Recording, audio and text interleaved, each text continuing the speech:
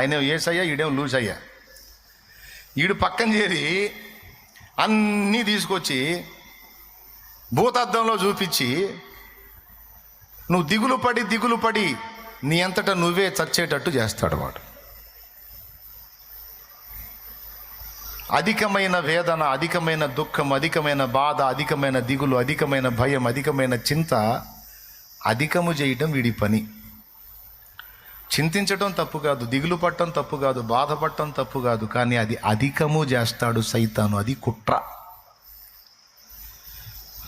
చెడ్డ వాటిని వీడు అధికం చేపిస్తాడు, మనం మంచి అనుకున్న వాటిని కూడా అధికం చేపిస్తాడు వీడు. అవసరమైతే చల్లారుస్తాడు, అవసరమైతే రెచ్చగొడతాడు. ఇది గ్రహించాలి బిడ్డలారా. ఇది నేను మీకు చెప్పాలనుకున్న విషయం. స్తోత్రం చెప్పండి. శత్రువు తంత్రములను మనకు బట్టబయలు చేస్తాడు దేవుడు. ఒక అంశాన్ని గురించి పదే నీ మనసు రొదపెడుతుంది, దిగులు వస్తుంది, చింత వస్తుంది, ఆ బాధ భయం పోవటం లేదు అంటే దుష్టుని దాడి నీ మీద జరుగుతుందని అర్థం. అప్పుడు దేవుని వాక్యాన్ని, వాగ్దానాన్ని ఆధారం చేసుకొని ధైర్యం తెచ్చుకోవాలి. అది ఆ బ్యాలెన్స్ నీ మనసు నువ్వే చేసుకోవాలి. వాడంటాడు అయిపోయింది నీ పని అంటాడు.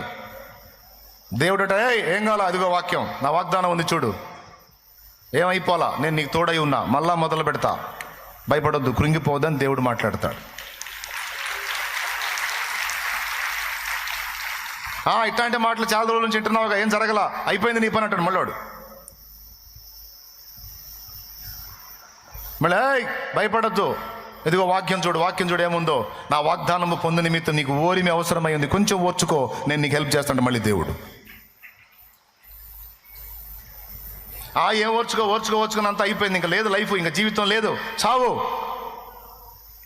దేవుడు అంటాడు, నా కుమారి, నా కుమారుడా, వాని మాట వినవద్దు, సాతానుకు చోటు ఇవ్వద్దు, వాడిని గద్దించో, ఆలోచన రానియొద్దు. నేను లేకపోతే కదా, నేను నీకు తోడై ఉండకపోతే కదా నీకు ఆవేదనంతా. లేదు నేనున్నాను, నన్ను నమ్ముతున్నావా, నా మీద విశ్వాసం ఉంచావా, నా మీద అనుకో, నిశ్చయంగా నేను నీకు సహాయం చేస్తాను. ఒక పక్క వాడు పుట్టించే ఆలోచనలు ఇట్లుంటాయి, ఒక పక్క దేవుడు మాట్లాడే మాటలు ఇట్లుంటాయి. వాడు ఒత్తిడి నీకుంటే దాన్ని అధికం చేయడానికి ట్రై చేస్తాడు. నువ్వు ఎంత వాడి ఒత్తిడికి లోనవుతున్నావు అంత ఎక్కువ అయ్యేటట్టు చేస్తాడు. ఇది తెలియని చాలామంది బలైపోతున్నారు కనుక చెప్తున్నాను.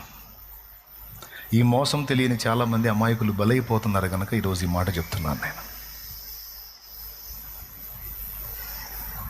ఏది కూడా అధికము కావద్దు బిడ్డ, గుర్తుపెట్టుకో, ఏది అధికం కావద్దు.